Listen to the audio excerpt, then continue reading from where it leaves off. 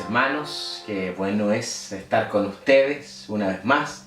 Qué bueno es tener estos momentos en donde podemos compartir la palabra, puedes llegar a tu casa, llegar a tu familia y que tú puedas usar esta administración para vivirla y también para compartirla con otros.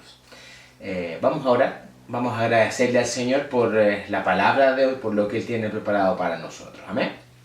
Muchas gracias, Señor, por lo que tú estás haciendo en medio nuestro, por tu bendición sobre nosotros.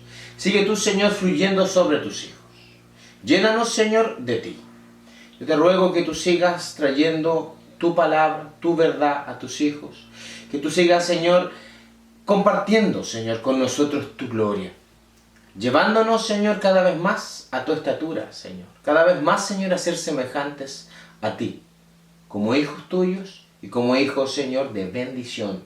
En el nombre de Jesús te agradecemos por lo que tú haces, Señor, en medio de nosotros. Amén. Amén. Muy bien, mis hermanos, quiero partir leyendo un texto que queda en Juan, capítulo 1, versículo 1. Este texto habla acerca de la palabra, de cómo la palabra se encarnó en una persona, cómo la palabra se hizo carne, tal como nosotros.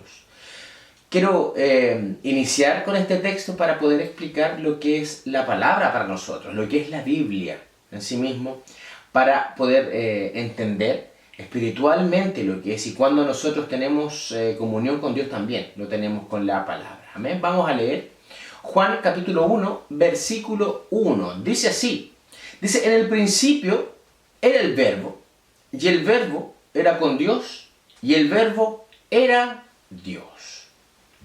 Este texto se refiere directamente a Jesucristo, a la obra de Jesucristo, que Jesús, siendo Dios, se entregó por nosotros, ¿cierto? Y se hizo hombre igual que nosotros. Pero, ¿qué dice el texto? Dice, en el principio era el verbo. Si uno estudia este texto bíblico en el idioma original, en el griego, como está escrito en los registros que tenemos, están en griego, la palabra dice, en el principio era el Logos. Eso dice, era el Logos. El Logos, para poder entenderlo, el Logos es la palabra escrita. El Logos, en otras palabras, es la Biblia, ¿ya? Para nosotros. No específicamente el libro, sino lo que contiene el libro, ¿okay? Las verdades de Dios. La palabra que Dios dijo. Por ejemplo, cuando el Señor dice, honra a tu padre y a tu madre para que te vaya bien en la vida. Esto es un logos, ¿ya? Esto es un logos, algo que Dios dijo, que Dios entregó como verdad. Podemos encontrar muchas palabras que están en el logos, como podemos decirlo, digamos, espiritualmente, o tal vez ya más familiarmente para nosotros las que están en la Biblia. Promesas de Dios, palabras de Dios, mandamientos de Dios. Todas estas cosas son logos. Por ejemplo, cuando leemos los evangelios, vemos la obra de Jesús, vemos la cruz de Cristo y la vamos leyendo. Eso es el logos. ¿Okay? Necesitamos entender esto porque existen dos palabras, una es logos y la otra es rema. El rema es cuando Dios te habla directamente a ti. Cuando Dios te dice, por ejemplo, no sé, yo puedo leer en el logos,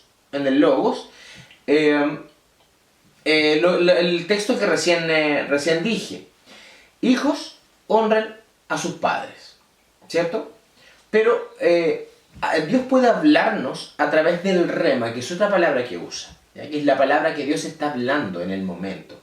Y Dios puede decirte lo que ayer tuviste una discusión con tu padre, por ejemplo, y vaya usted y pídale perdón. Algo que llega directamente de Dios. Entonces ahí están las dos cosas funcionando. ¿Okay? Y eso está para todo hijo de Dios. El logos o el rema. Pero hoy específicamente vamos a hablar del logos, de la palabra escrita, ¿ya? De todo, donde están las leyes de Dios, donde están las promesas de Dios, los mandamientos del Señor, donde hay registros de hijos del Señor, hermanos de nosotros, desde el Génesis hasta el Apocalipsis. Y vamos a ver un poco la importancia de esto. Entonces, este texto que nosotros vimos, que decía en el principio el verbo, ahora podemos cambiarlo y entenderlo mejor en el idioma original. vamos a hacer este cambio. Dice, en el principio era la palabra. Y la palabra era con Dios y la palabra era Dios.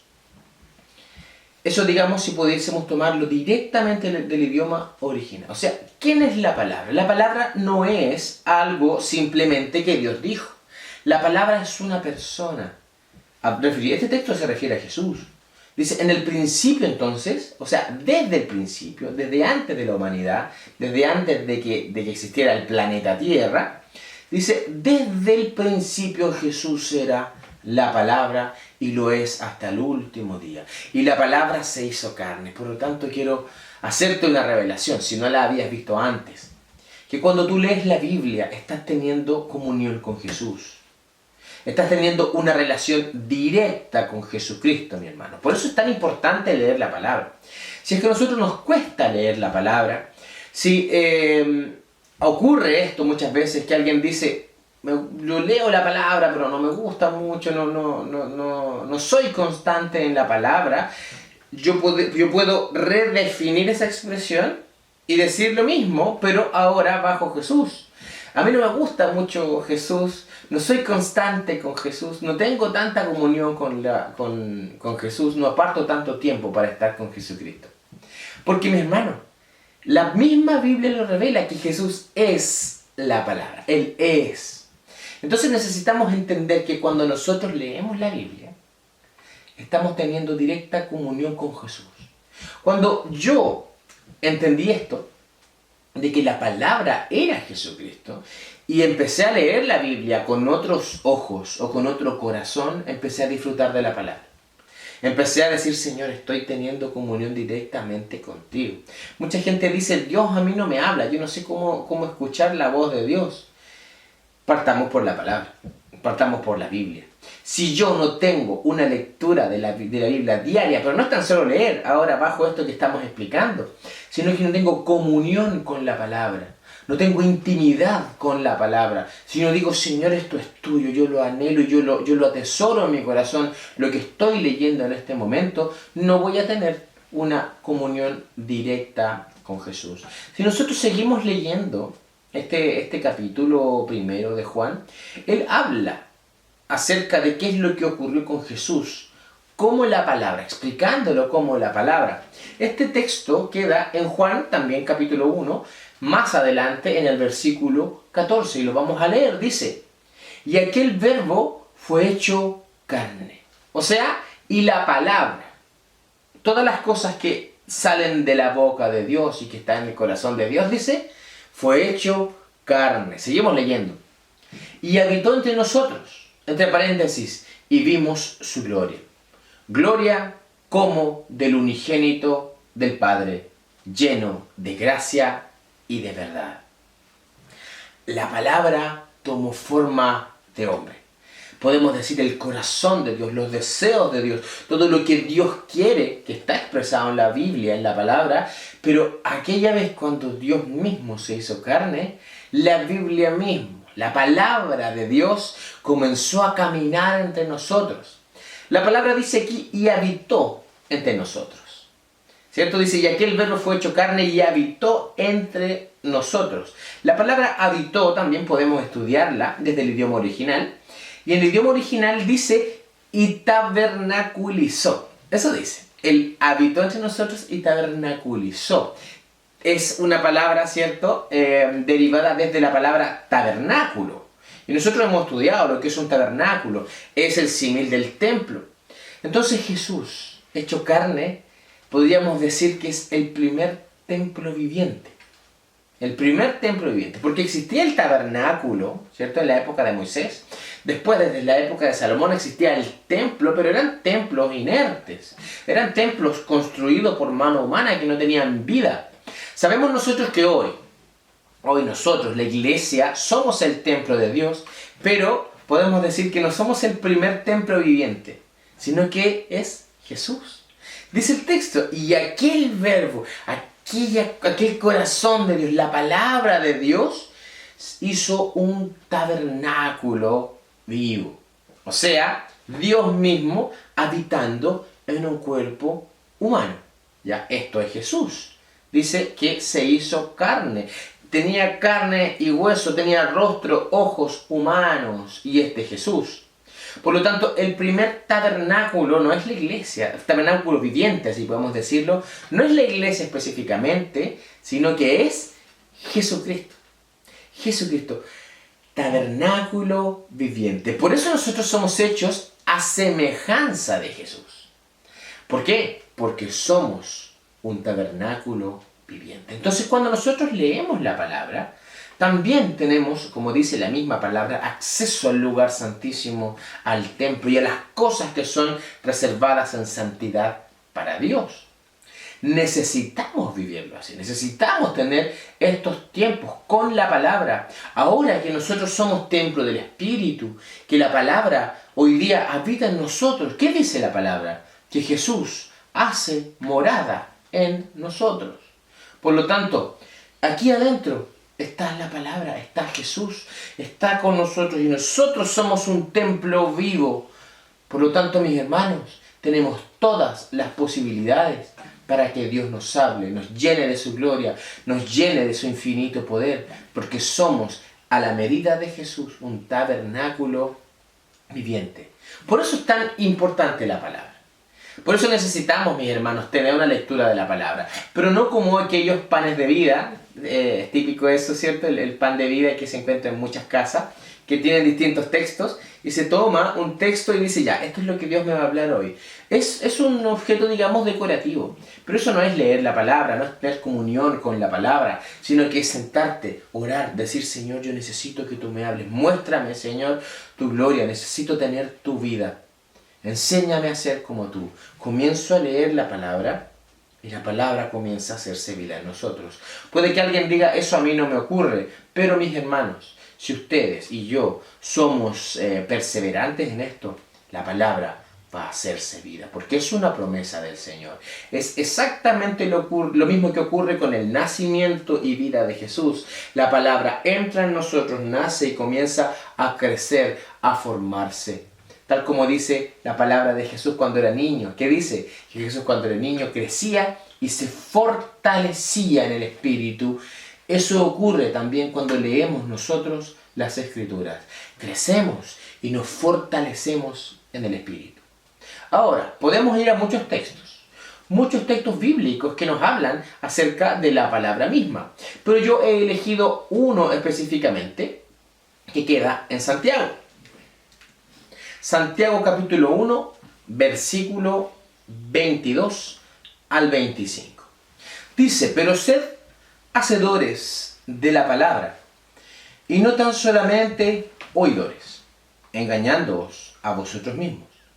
Porque si alguno es oidor de la palabra, pero no hacedor de ella, este es semejante al hombre que considera en un espejo su rostro natural, porque él se considera a sí mismo y se va, y luego olvida cómo era.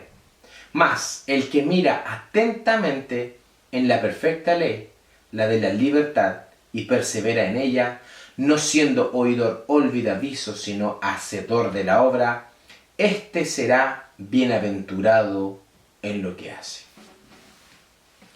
¿Qué dice? Sed hacedores de la palabra y no oidores. ¿Qué es lo que está diciendo ahora? Entendiendo que, como la palabra misma se define a sí misma como a Jesucristo, que dice, ser hacedores, igual que Jesús, hacedores de la palabra. En otras palabras está diciendo, sean como Jesús, sean como Jesucristo. Eso está diciendo.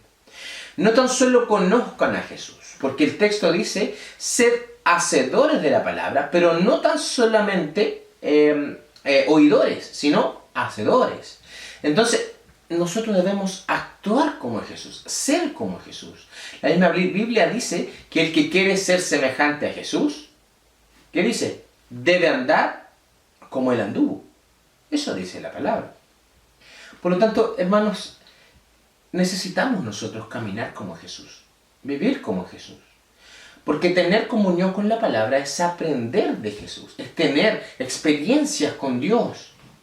Aunque nuestros sentimientos tal vez en algún momento no estén involucrados. Alguien dice, yo leo la palabra y no me ocurre algo tan especial. Es que somos muy sentimentales. Muchas veces pensamos con los sentimientos, que debemos ser tocados. Y eso ocurre, y eso es verdad. Y yo he sido tocado muchas veces con la palabra. Pero no ocurre siempre. Hay algo que tenemos que entender. Que la palabra es real, es Jesucristo y sus promesas son reales, lo sintamos o no. Si nosotros no sentimos algo que está en las promesas de Dios, esto en nuestra mente debería decir qué cosa, esto es real. Y punto, esto es real. Necesitamos vivir así, necesitamos de esta manera. Es como cuando alguien dice, Señor, dame amor. Señor, yo te ruego que me des amor para amar a mis hermanos. Yo te pido, Señor, que tú me enseñes, Señor, a amar, que tú derrames, Señor, el amor sobre este hermano y que a mí, no sé, no me gusta este hermano. Dame amor, Señor, porque tu palabra dice que tenemos que amarnos. Pero ¿qué dice la palabra en Romanos? La palabra en Romanos dice que el amor del Padre ha sido derramado en nuestros corazones. Ha sido derramado. Por lo tanto, cuando tú te bautizas y entras al reino, el amor del Padre ya fue derramado en tu corazón. Tú tienes el amor del Padre. Por lo tanto, ¿qué debes hacer? Lo que debes hacer es ejercer este amor. Es llevarlo a la práctica. Si no lo sientes, hay que comenzar a hacerlo. Y el amor va a entrar, el amor va a llegar. Y el Señor va a ir operando tu corazón. ¿Por qué? Porque la palabra lo dice. Porque recordemos, mis hermanos, la palabra es Jesús. Y este texto que nosotros leemos de Santiago 1, del 22 al 25, habla de dos tipos de personas. Uno que escucha la palabra y se olvida. Uno que aprende de lo que es la palabra, pero continúa su vida tal cual. Es aquel que va a un culto, a una reunión, a un discipulado, sin cambiar su vida.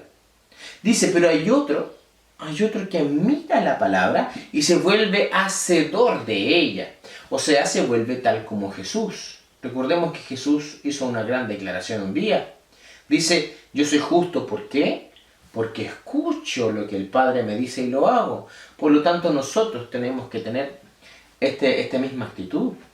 Lo que está en la palabra para nosotros es una ley de Dios. Lo que está en la palabra es algo que nosotros debemos cumplir, no tan solo porque Él lo manda, y esa yo podría decir que es la clave, sino porque le amamos, sino porque necesitamos vivir para Él. Cuando alguien está enamorado, hace muchas veces, y he visto muchas experiencias, hace hasta lo imposible por estar con la persona que ama. Muchas veces guarda dinero para salir con esa persona. Si tiene poco dinero, tiene un ahorro. Si no puede salir con esa persona, compra un plan de teléfono o de internet para poder hablar con esa persona, pero siempre desea estar con ella.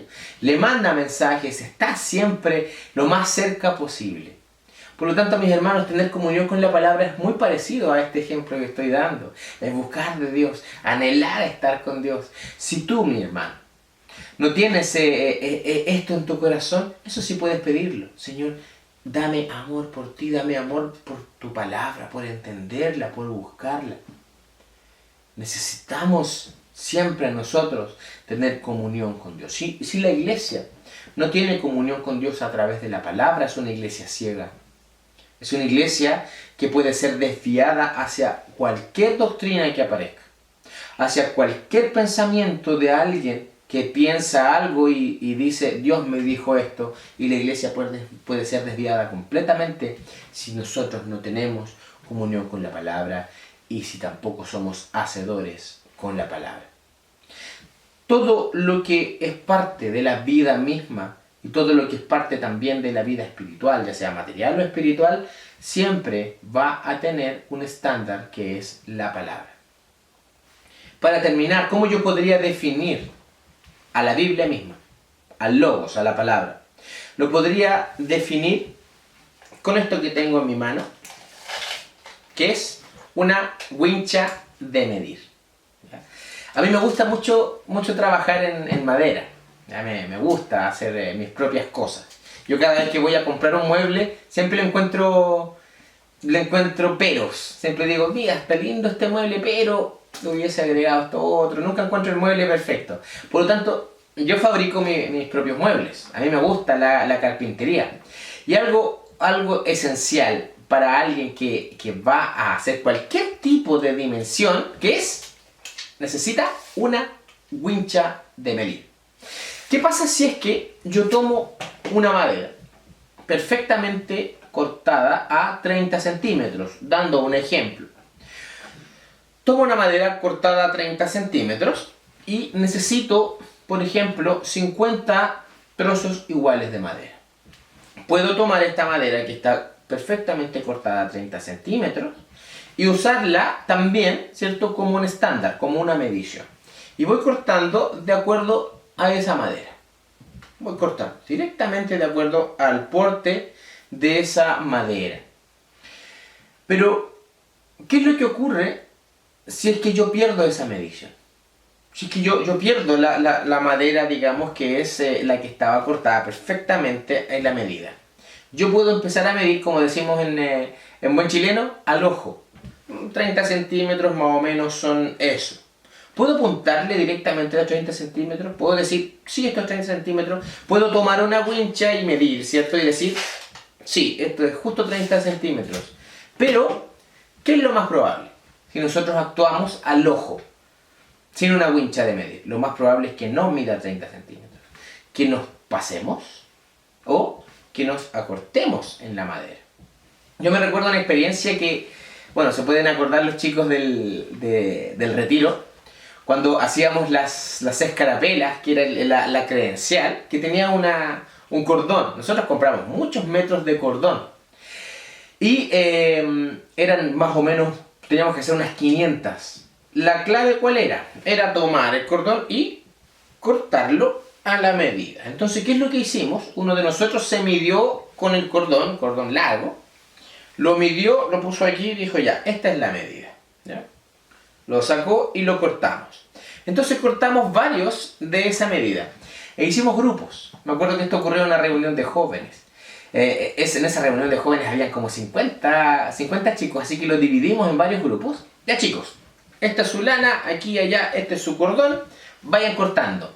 ¿Qué hicieron algunos chicos? Siguieron la medida del cordón. Lo ponían con el cordón y cortaban. Lo ponían y cortaban. Pero otros no lo siguieron.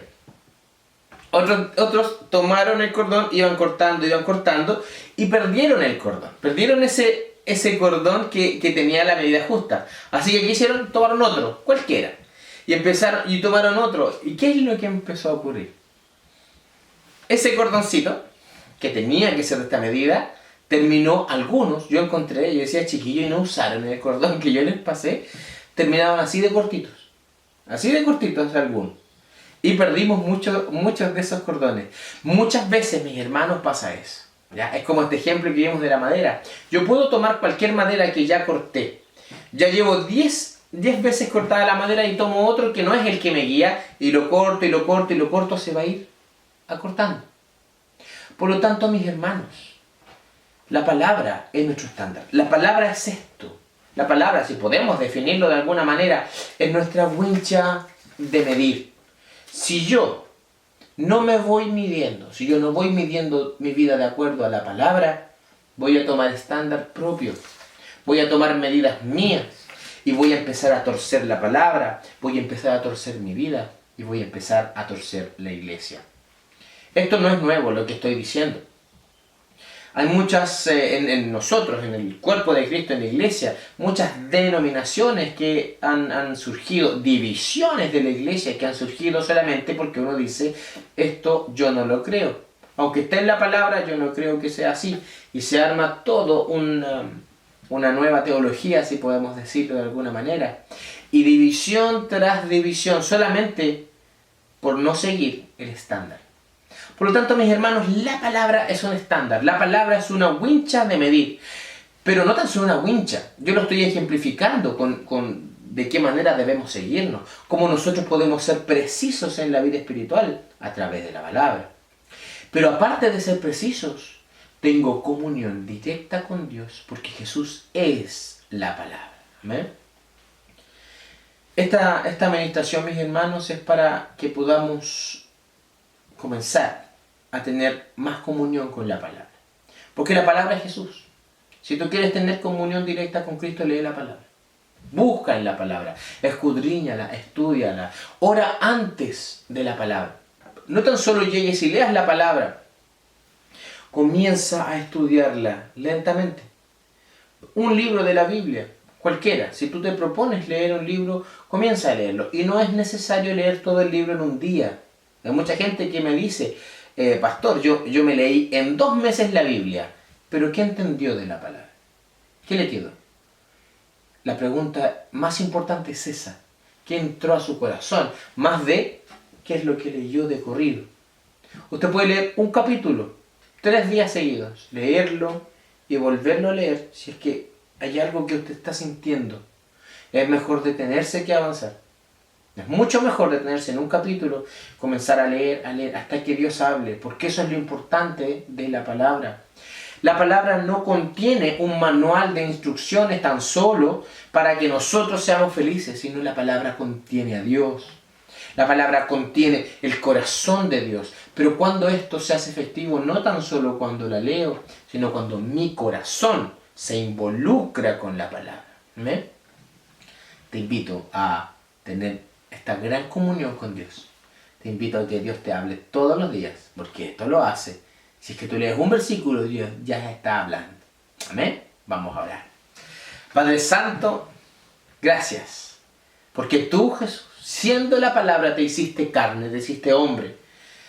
Para nosotros seguirte. Nosotros tener, Señor, una línea directa hacia ti.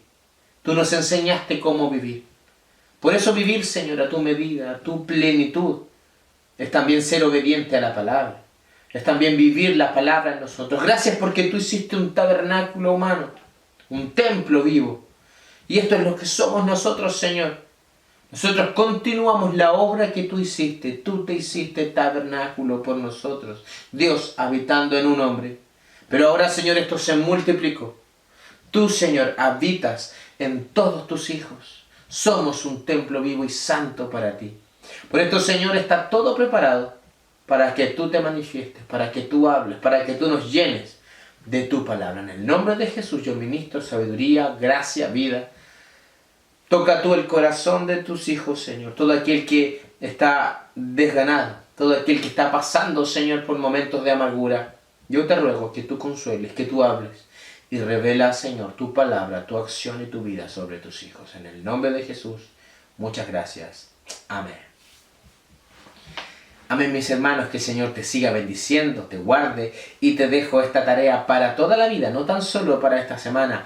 Lee la palabra, ten comunión con ella, ora antes de leer la palabra y dile, Señor, revélame, háblame, muéstrame, Señor, lo que eres tú. Amén.